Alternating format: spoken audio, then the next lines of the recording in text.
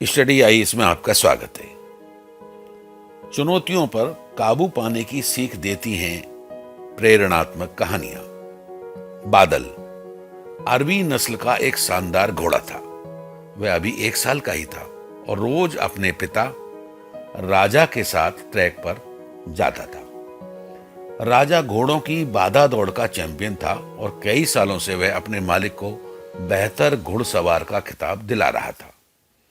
बादल भी राजा की तरह बनना चाहता था, लेकिन इतनी ऊंची ऊंची और कठिन बाधाओं को देखकर उसका मन छोटा हो जाता और वह सोचने लगता कि वह कभी अपने पिता की तरह नहीं बन पाएगा। एक दिन जब राजा ने बादल को ट्रैक के किनारे उदास खड़े देखा तो बोला, क्या हुआ बेटा, तुम इस तरह उदास क्यों खड़े हो? कुछ नहीं पिताजी, आज मैंने आपकी तरह उस पहली बाधा को कूदने की कोशिश की, लेकिन मैं मुंह के बल गिर पड़ा। मैं कभी आपकी तरह काबिल नहीं बन पाऊंगा। राजा बादल की बात समझ गया। अगले दिन सुबह सुबह वह बादल को लेकर ट्रैक पर आया और एक लकड़ी के लठ की तरह इशारा करते हुए बोला, चलो बादल, जरा उस लठ के ऊपर से कूद कर दिखाओ। बादल हंसते हुए बोला, क्या पिताजी, वो तो जमीन पे पड़ा है, उसे कूदने में क्या रखा है? मैं तो उन बाधाओं को कूदना चाहता हूं जिन्हें आप कूदते हैं। मैं जैसा कहता हूं वैसा करो, राजा ने लगभग डपटते हुए कहा। अगले ही क्षण बादल लकड़ी के लठ की ओर दौड़ा और उसे कूद कर पार कर दिया।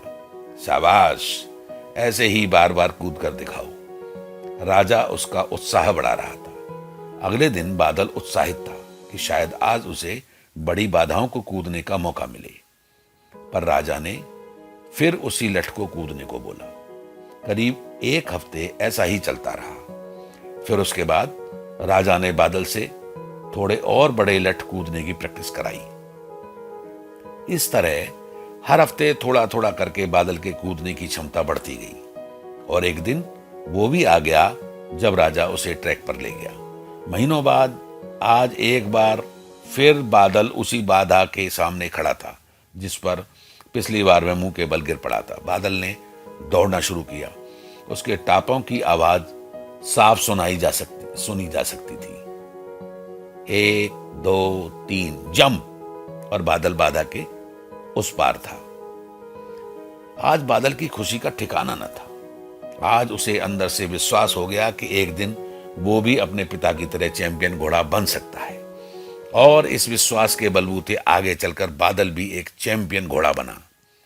दोस्तों, बहुत से लोग सिर्फ इसलिए गोल अचीव नहीं कर पाते क्योंकि वो एक बड़े चैलेंज को छोटे छोटे चैलेंजेस में डिवाइड नहीं कर पाते। इसलिए अगर आप भी अपनी लाइफ में एक चैंपियन बनना चाहते हैं, एक बड़ा लक्ष्य हासिल करना चाहते हैं, तो सिस्टमेटिकली उसे पाने के लिए आगे बढ़िए।